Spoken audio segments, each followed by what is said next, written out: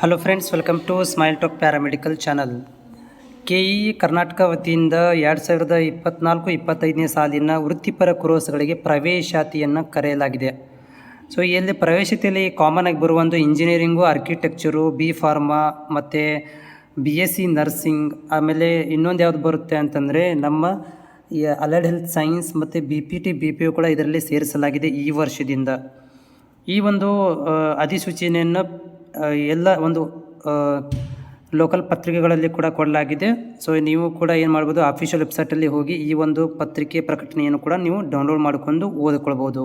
So ಇದರಲ್ಲಿ ಸಾಮಾನ್ಯವಾಗಿ ಏನು ಕೊಟ್ಟಿದ್ದಾರೆ ಅಂತಂದರೆ ಯಾರೆಲ್ಲ ಇಂಜಿನಿಯರಿಂಗು ಮತ್ತು ವೆಟ್ರನರಿ ಇರ್ಬೋದು, BSc ಅಗ್ರಿ, ಆಮೇಲೆ BSc nursing, D pharma D, yoga, naturopathy, engineering, ಆಮೇಲೆ ಆರ್ಕಿಟೆಕ್ಚರು ಇವೆಲ್ಲ ಮಾಡಬೇಕು ಅಂತಂದರೆ ನೀವು 2024-25 ಸಾಲಿನಲ್ಲಿ ನೀವು ಸಾಮಾನ್ಯ ಪರೀಕ್ಷೆಗೆ ಕಡ್ಡಾಯವಾಗಿ ಹಾಜರಾಗಬೇಕು ಅಂತ ಹೇಳ್ತಾ ಇದ್ದಾರೆ.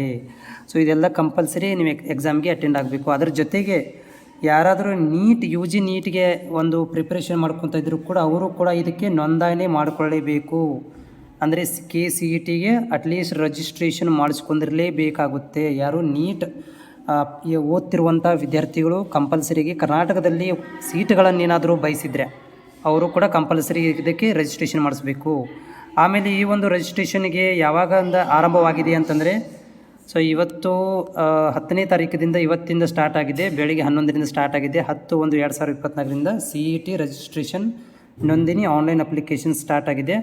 ಇದೇ ತಿಂಗಳು ನೆಕ್ಸ್ಟ್ ಮಂತ್ 2/10/2024ಕ್ಕೆ ಈ ಒಂದು ರಿಜಿಸ್ಟ್ರೇಷನ್ ಕಂಪ್ಲೀಟ್ ಆಗುತ್ತೆ.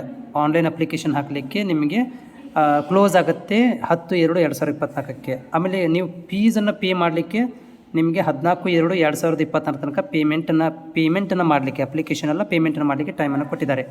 ಆಮೇಲೆ ಹಾಲ್ ಟಿಕೆಟನ್ನು ಡೌನ್ಲೋಡ್ ಮಾಡ್ಕೊಳ್ಳಿಕ್ಕೆ ನಿಮ್ಗೆ ನೋಡಿ 7/4/2024 ಅಂದರೆ ಏಪ್ರಿಲ್ ಮಂತಲ್ಲಿ ನಿಮಗೆ ಹಾಲ್ ಟಿಕೆಟನ್ನು ಡೌನ್ಲೋಡ್ ಮಾಡ್ಕೊಳ್ಳಿಕ್ಕೆ ಒಂದು ಅಧಿಸೂಚನೆಯನ್ನು ಇದರಲ್ಲಿ ಕೊಟ್ಟಿದ್ದಾರೆ. ಆಮೇಲೆ ಎಕ್ಸಾಮ್ ಡೇಟ್ ನೋಡ್ಕೊಳ್ರಿ. ಎಕ್ಸಾಮ್ ನಿಮಗೆ 18 ಮತ್ತು 19ಕ್ಕೆ 2 ದಿನ ಎಕ್ಸಾಮ್ ಇರುತ್ತೆ. ಜೀವಶಾಸ್ತ್ರ ಮತ್ತು ಗಣಿತಶಾಸ್ತ್ರ, ಭೌತಶಾಸ್ತ್ರ, ರಸಾಯನಶಾಸ್ತ್ರ ಇದು ಕಂಪಲ್ಸರಿಯಾಗಿ ನೀವು ಅಟೆಂಡ್ ಆಗಲೇಬೇಕು. ಯಾರು ಅಂತಂದರೆ PCB ಅಂದರೆ ನಮ್ಮ BSc ನರ್ಸಿಂಗ್ ವಿದ್ಯಾರ್ಥಿಗಳು PCBಗೆ ಅಟೆಂಡ್ ಆಗಿರಲೇಬೇಕು. ಇವಂದು ಕೂಡ PCMB ಆದರೂ ಕೂಡ ಪರವಾಗಿಲ್ಲ, ಆದರೆ ನೀವು PCB ಅಟೆಂಡ್ ಆಗಿದ್ದರೆ ನೀವು ಅರ್ಹರಿರ್ತೀರ BSc ನರ್ಸಿಂಗ್ ಮಾಡಿಕೊಳ್ಳಿಕ್ಕೆ. ಆಮೇಲೆ 20ನೇ ತಾರೀಕಿಗೆ ಹೊರನಾಡು ಗಡಿನಾಡು ಕನ್ನಡರಿಗೆ ಕನ್ನಡ ಕಡ್ಡಾಯ ಎಕ್ಸಾಮ್ ಇರುತ್ತೆ 20/4/2024ಕ್ಕೆ. ಇದು ಒಂದು ಅಧಿಸೂಚನೆಯನ್ನು ಪತ್ರಿಕಾ ಪ್ರಕಟಣೆಯನ್ನು ಹೊರಡಿಸಲಾಗಿದೆ KE ವತಿಯಿಂದ.